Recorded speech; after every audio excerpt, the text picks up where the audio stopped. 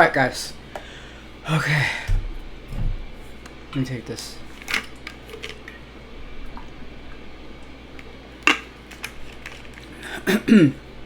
So I think part of this video is going to be how to get your DSL-1 to sound like a JCM 800. So I am going through the JOYO HOT PLEXI pedal, but that's not the secret, I think, here.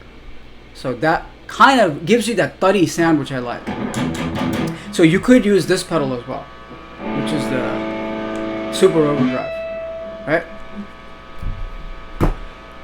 I kind of went back and forth with it. It's, you know, this one gives it a more thuddy sound, like, you know. Right.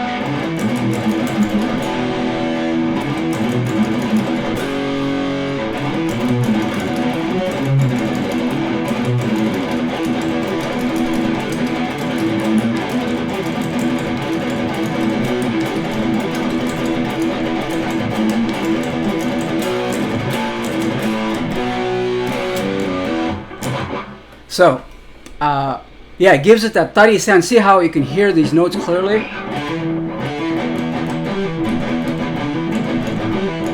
Right? You can hear it clearly, right? So, I think this is good for that. And so what I've done is, but you don't really need any of these pedals unless you're playing thrash. So the secret here is that what I found is that, so you just have to know how to EQ it.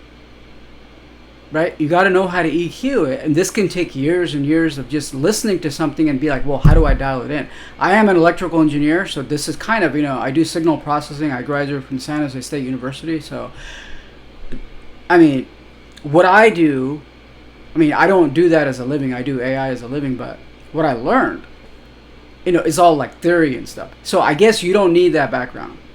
I'm just throwing that in there. But you know, it's just getting it, you know, like a sound engineer, right? You know, kind of like an audio engineer, excuse me. So, you know, just getting an ear for it. So the difference between the DSL-1 and the JCM 800 is a couple of $1,000s, right? Now, I thought about buying the, you know, the 20 watt, right? And even that thing's like $1,300. And you got to think for a second, and you got to be like, what is the point of that? Because it's not good enough to play with a band, because it's not loud enough. It's only 20 watt. You can't bring it in here because it's too loud. Like I said before, 1 watt DSL-1 at anything more than volume 1 is too loud for this. So what would I do with a 20 watt and bring it in here, and it's got like a 5 watt mode? If 1 watt is too loud, what, you know what I mean? It doesn't even make sense. So I don't know why they make these products to where, like I said, it's not good enough to play with a band, and it's not good enough to bring in the bedroom. Then what is it good for? Right? Maybe in the studio. That's like what, like 1% of the people that go into the studio using that amp. Most of the time they'll have like a JCM 800 in the studio. So, you know, recording studio, right? So that's the thing, is these people, you know, these amp manufacturers make these amps that's really for nobody, or it's either that or it's like, you know, planned, you know, it's planned out that way so that, you know, you spend the money buying it. So I could buy it, you know, I would love to spend $1,300. I could, you know, but like I said, what good is it if you can't play it with a band and you can't bring it in here? Then what am I going to do with it? I can't turn it up because it's, you know, it's going to be too loud in here. So the next, you know, I don't mind spending that money, but I want it to be useful, right? So they should just make a 1 watt JCM head, which they don't want to do. Instead, they want to, you know, release that crappy pedal, which, you know, you saw, if you saw those videos, I eventually returned, right? So anyway, I listened to, like, just listen to a sample of a JCM 800, right? Is this good? Okay. Just listen to a sample of a JCM 800, right, amp on YouTube, and then just try to EQ it here. So what I found is this. This amp tends to sound kind of woolly, right? It's got that kind of that woolliness that you can't get rid of from the DSL-1. So what you do is you just play with the mids. So JCM 800 sound, really, it's just the mid that's boosted. So this goes against, you know, thrash sounds where we want it to be what, you know, scoop the mids out, right? But for the fundamental sound, now what you can do is you can put an EQ on top of this and scoop it out. But for the fundamental sound, it's more mid heavy. So trick here is to just turn up the mids a little bit. That's all I did, right? And it sounds good.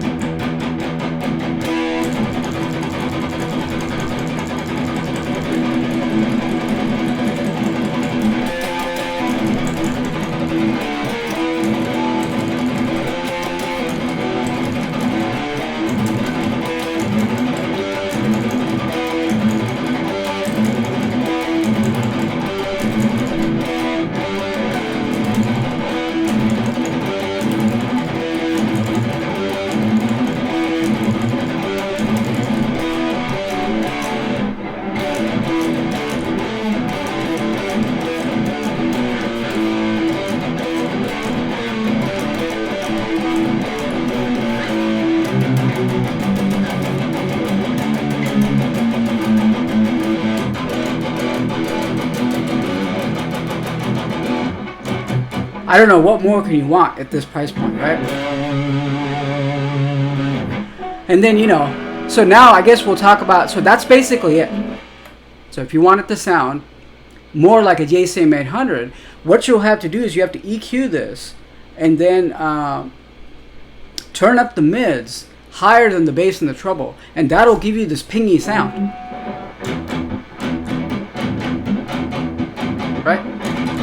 That'll give you that pingy sound. So this will work for, you know, it's that same kind of thrash Metallica kind of sound, right?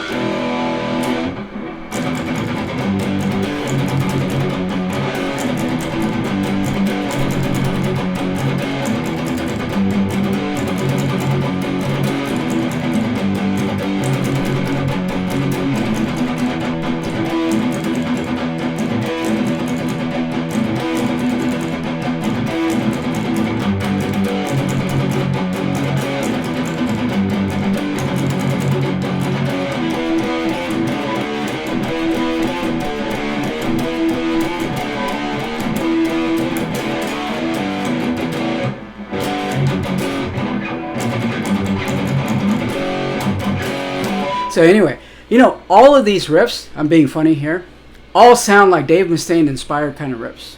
Don't you think? Like early Metallica, it's just in the style of Dave Mustaine. This totally sounds like Dave Mustaine would have come up with something like this.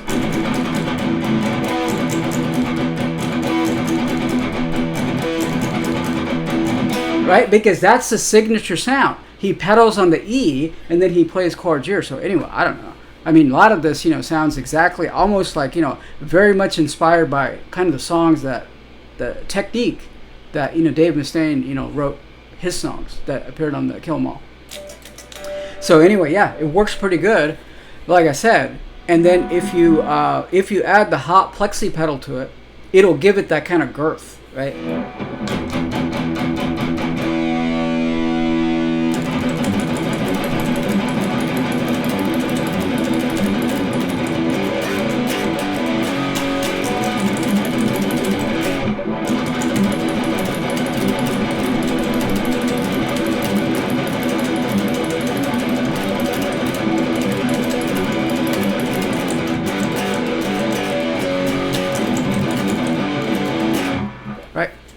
You'll never find a guitar player, you know, if I were to start a band like this, you'll never find a guitar player that could complement and play exactly what I'm playing, you know. And I'm not playing any of these riffs right, you know. So, good news is that I'm going to form like a Megadeth kind of band, you know, Metallica, this type of, you know, riffage band, and release it on this channel. I'm going to do everything here. So, watch out for that. I don't want to, you know, name the band yet, but watch out for that. It'll just be like this. Well, I don't want to make up anything right now, but this is so easy for me to do. Now, Black Sabbath and things like, you know, Black Sabbath, Randy Rhoads, Iron Maiden, this type of stuff is harder to play because it's a little bit slower and more intricate, right? This is, I was almost born to do this.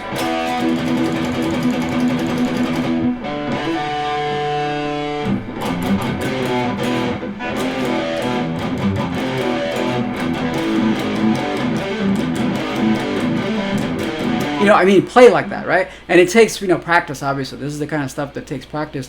Very sort of, you know, you have to, like, warm up, probably, I'm guessing, 15, 20 minutes. Like, I warmed up for about 20 minutes before I started playing here, so I don't fuck up.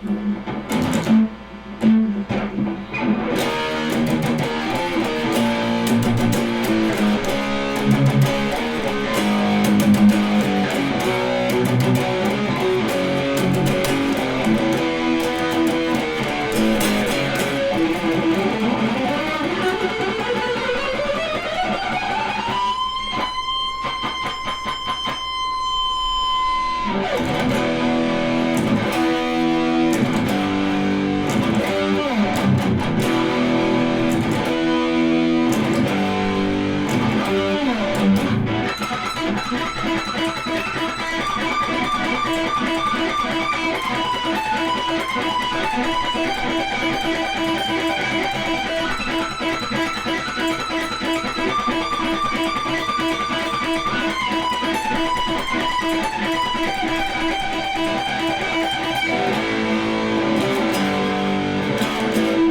anyway. So, very, you know, that California crunch, that pomming, you know.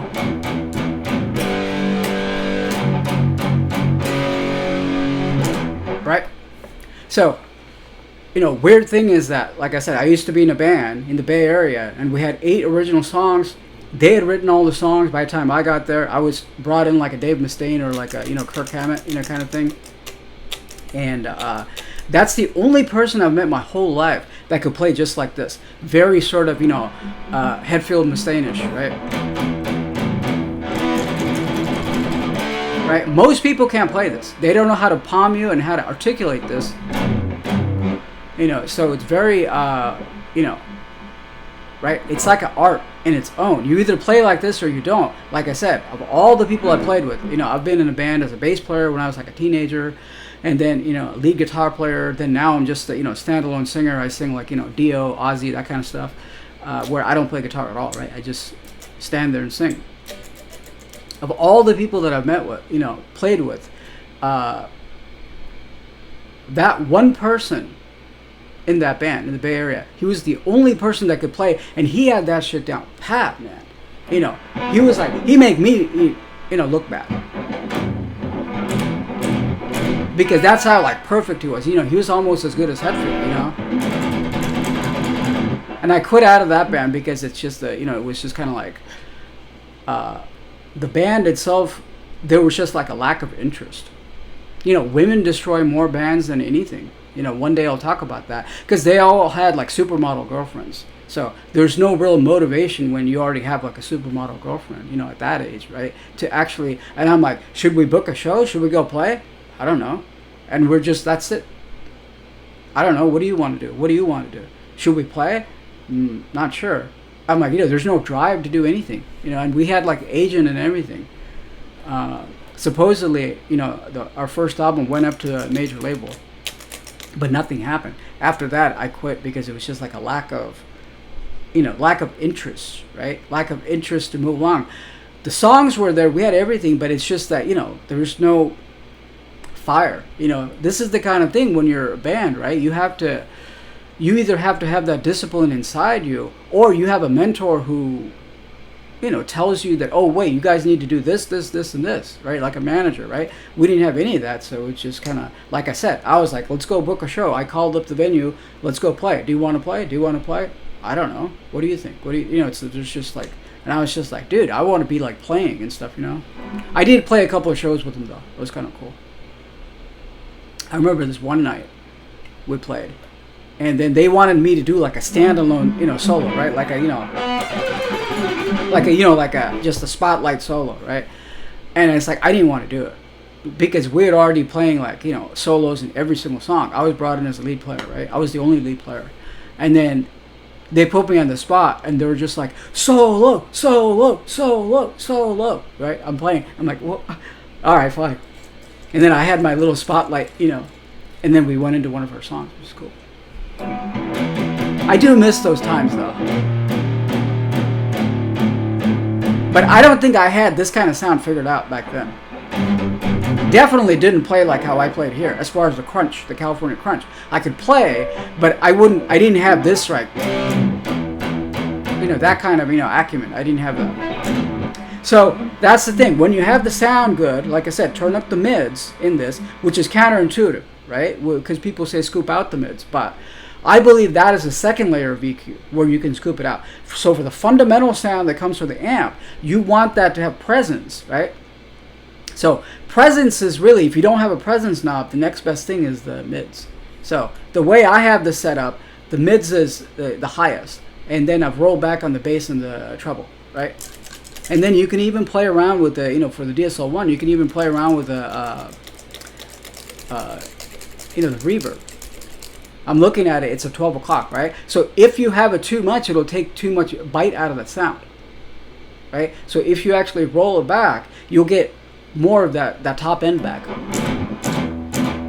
right? You'll get more of that top end back. Anyway, that's the thing. It's really fun to play like this because this is like a way of songwriting that's like unique. That was, basically, from like Diamond Head,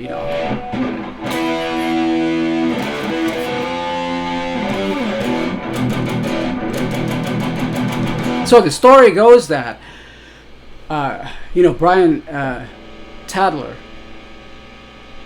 or Tate, I always confuse the last name. So anyway, the heaviest thing he'd heard up to that point was Symptom of the Universe.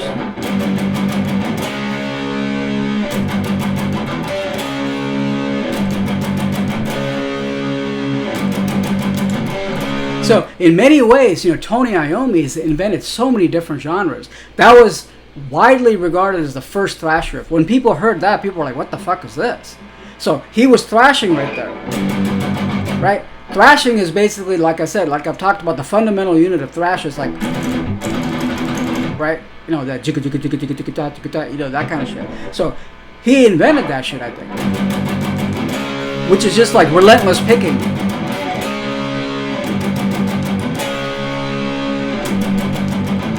It's like Sabbath were great at inventing these monolithic, just these giant monolithic standalone riffs that you can't touch, with the 10-foot pole. So he had heard that, and he said that was the heaviest thing that he's ever heard in his life. And he was like, well, I got to do something heavier. And thus all this kind of, late 70s, Van Halen is like 74. So they were already playing gigs at like early, like 74, 75. They're just like maybe about 5, years after Sabbath in their club days. So that was the beginning of the, the kind of the show-offy kind of what I said, hot doggery guitar, to where it's like, it all became about the Guitar Hero. That was kind of climaxing towards the late 70s. And then so there was like two schools. One school is that, you had that kind of Randy Rhoads kind of, Sunset, strip scene that was kind of more like, very kind of flashy and showy, which I think Randy Rhoads is the best out of all of them. All of those technical plays, virtuoso playing, Randy Rhoads is the best, right? That really kind of intrigues me to be like, wow, this is so cool, right? And then you had another school, which was like, British, heavy metal, new wave of British heavy metal, and they found out that they can do stuff like this. So if you look at the picking patterns of Diamond Head, Am I Evil, it's basically the same thing as like, what Dave Mustaine and, Hetfield and all these guys picked up, which is very similar. So he might have actually invented it, the guy from Diamond Head, Brian. Because if you look at the picking patterns, it's like almost exactly the same.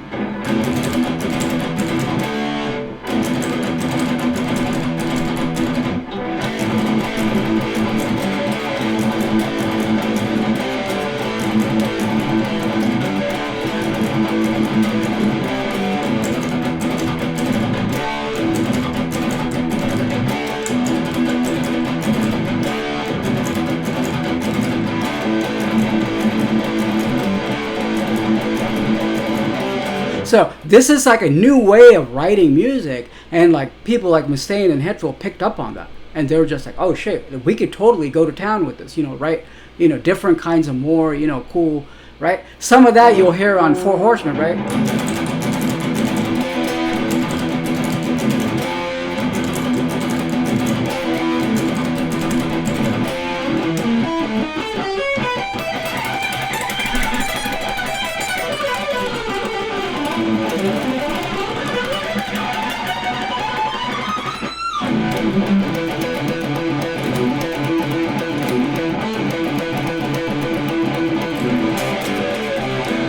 Right?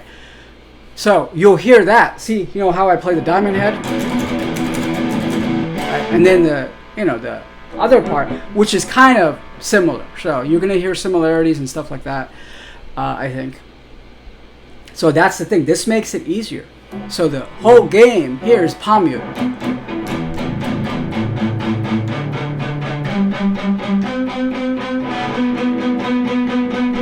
You can't palm mute the first string because it's just too high, or it sounds kind of weird.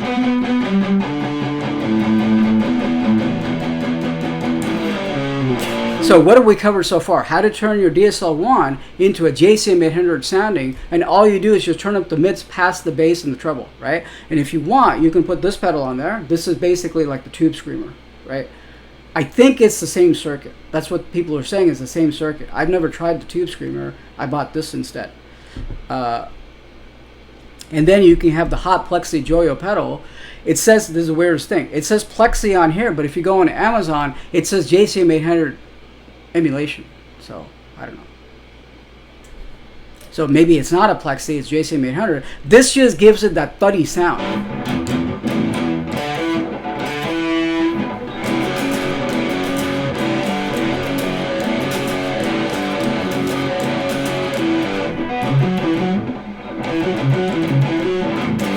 Right? So,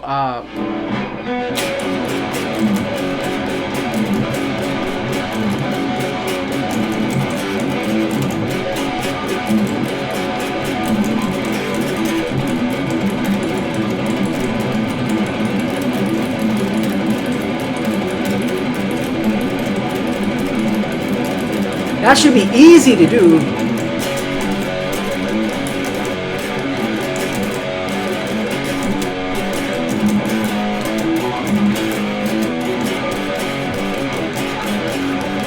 Right?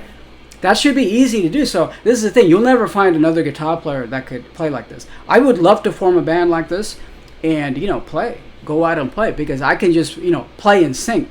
Although I don't like playing and singing, but for this, I could do that, kind of like how Mustaine does it, that kind of very kind of I mean, you're not going to be obviously hitting notes like Dio and stuff, but but for this, see, when I'm a musician, I understand that, oh shit, it's about the music.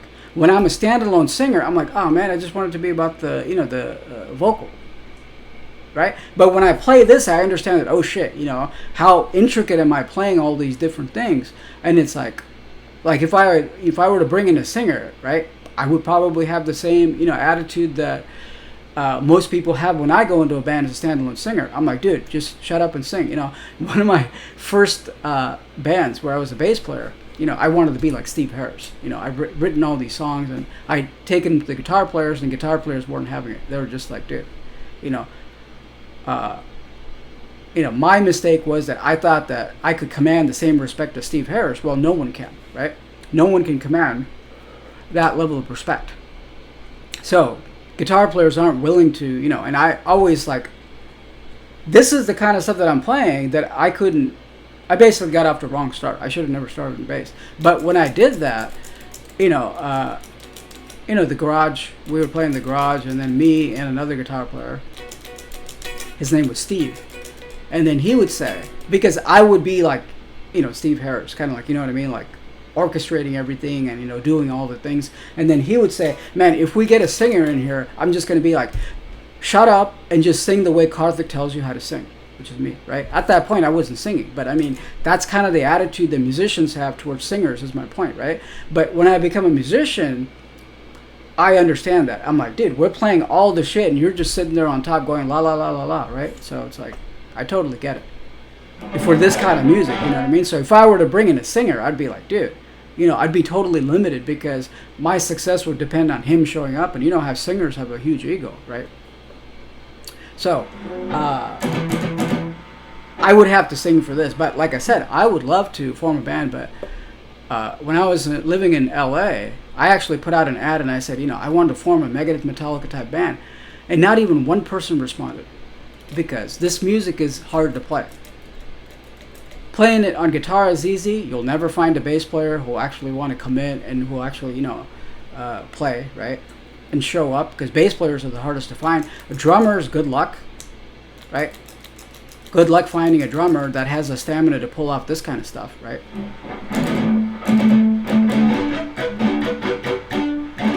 Especially like fast thrash.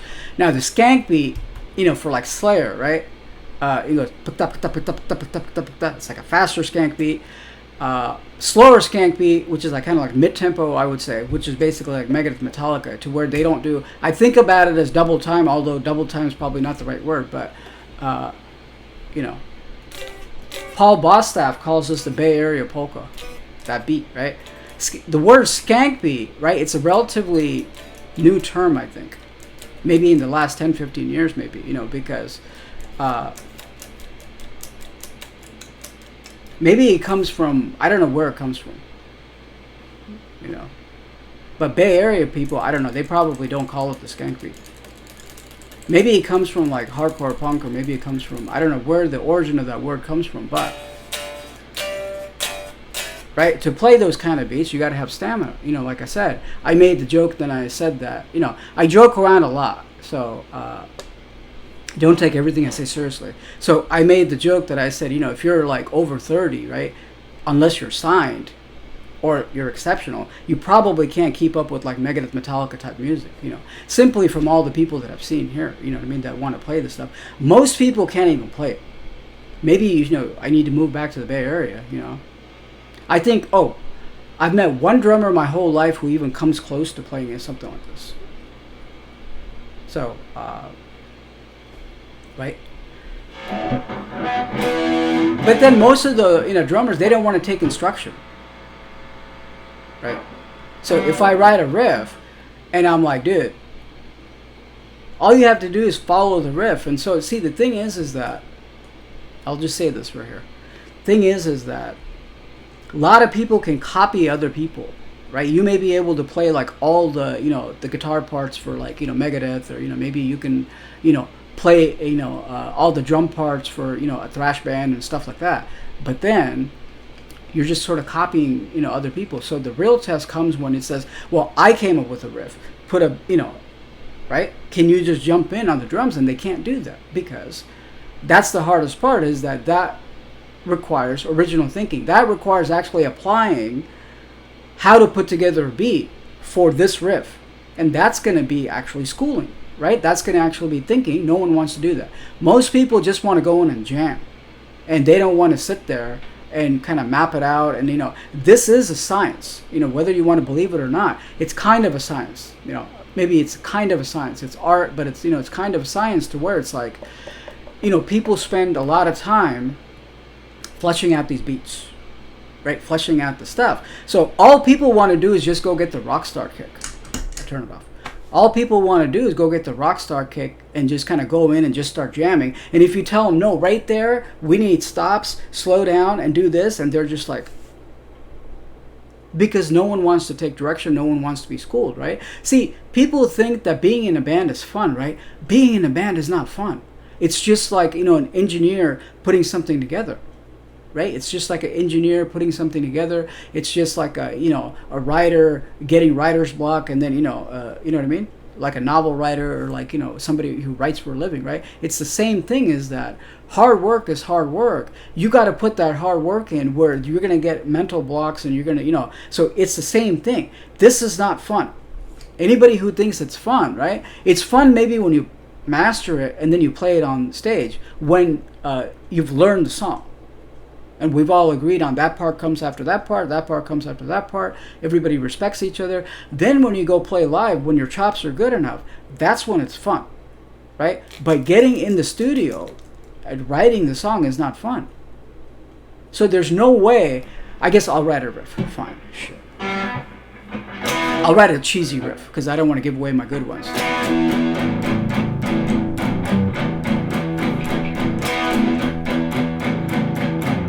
Something I'd never use.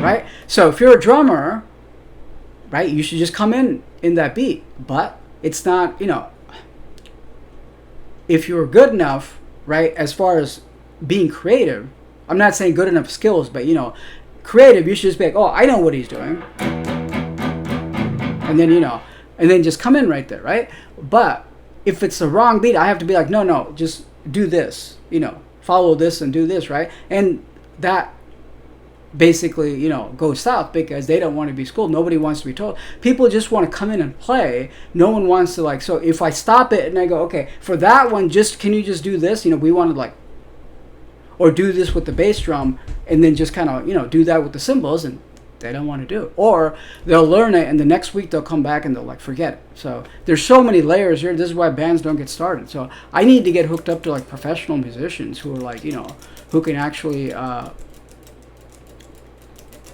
and, you know, if you can come in and put a beat to that, you know, that's satisfactory, great. You won't hear a word from me, right? I don't want to sit there and, tell people, dude, put the beat like this. I don't want to do that because that's, waste of my time, waste of my energy, right? But most of the time I have to. Because they're really good.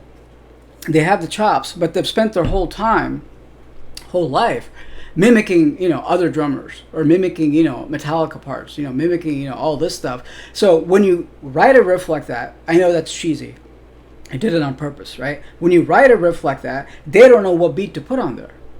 To me, it's simple. Just follow the rhythm. Just follow the, right? Just follow the rhythm. That's all. So that's the thing, is that you'll never find a drummer who can actually play, have the stamina to play, have the discipline to take direction, and remember that the next time we jam. So this is why I said I'll just do it all myself here. It's not going to be thrash, but I could do something like Countdown to Extinction, or World Needs a Hero, or something like that, to where it's not too fast.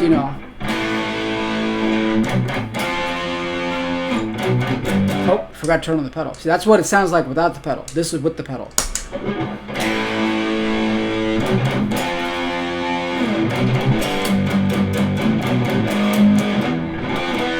Right? So without the pedal, all you're hearing is the amp right here.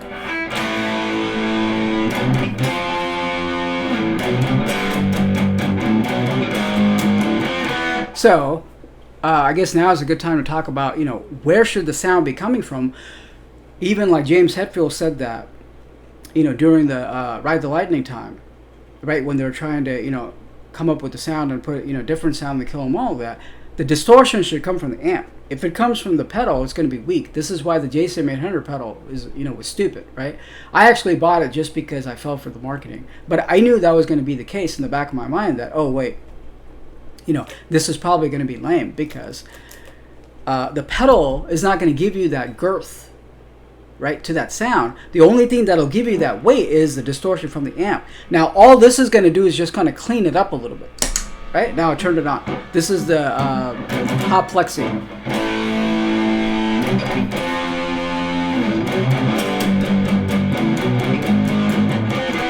So, I suspect that if you buy an actual JCM 800 and turn it up, right, you probably don't even need too many pedals. So the secret that a lot of these, great players won't tell you is that a lot of it's just coming from the amp.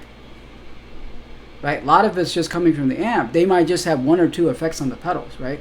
Even Dave Mustaine said this, is that, he was making fun of people. That he was saying that, a lot of people out there think they're great players, and all they have is, like, the pedals, right? Meaning that they get their distortion from the pedals, and that's kind of, it's not really, it's not going to give you the right sound, right? It's kind of right? It's not going to cut through, basically. Remember how we talk about singers that can cut through? The last video I made, right? This is the same sort of thing, to where the distortion should come from the amp. So I have it actually set to about, let's see, 7 or 8, I think. Let's see, where do I have it? Oh, I have it at 8. So it's set to 8, and then I'm just coloring it a little bit with this. So we kind of talked about a bunch of stuff. How to turn your, DSL1 into a more JCM sounding amp, which means not just the tightness of it, but the tone, right? So we have to basically have a well-defined fundamental, tone, right? Fundamental tone, a lot of that comes from the mids. So this is, like I said, counterintuitive to scooping the mids. What you can do is you can put an EQ on top of this and scoop out the mids. Right here, what we're doing is we're defining the basic tone, the bass tone, right? Not the bass tone, but, the basic, kind of the fundamental tone.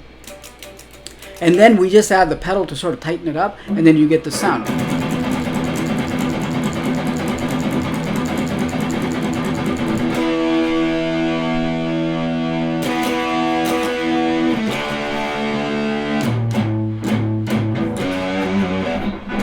I'll play out this.